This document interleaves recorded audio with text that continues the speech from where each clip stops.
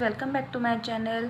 तो आज हम जानने वाले हैं टाइप्स ऑफ टैक्सेस। टैक्सेस कितने टाइप्स के होते हैं? मेनली जो टैक्स होते हैं वो 2 टाइप्स के होते हैं, डायरेक्ट टैक्स और इनडायरेक्ट टैक्स। डायरेक्ट टैक्स क्या होता है? डायरेक्ट टैक्स वो टैक्स होता है जो किसी भी पर्सन की इनकम या प्रॉफिट्स पे लगाया जाता है, और इनडायरेक्ट टैक्स वो टैक्स होता है जो भी गुड्स एंड सर्विसेज को कस्टमर यानी कि कंज्यूमर कंज्यूम करता है उस पर जो टैक्स दिया जाता है वो क्या होता है? Indirect tax. चलिए समझते हैं डेफिनेशन से। तो डायरेक्ट टैक्स क्या है? It is a tax levied on the income of और profits of the person who page it. मान लो किसी पर्सन की इनकम 2 लाख है, 3 लाख है, उस पर जो वो इनकम पे या किसी प्रॉफिट पे जो वो टैक्स पे करेगा दैट इज़ डायरेक्ट टैक्स। इसके एग्जाम्पल क्या हो गए हमारे?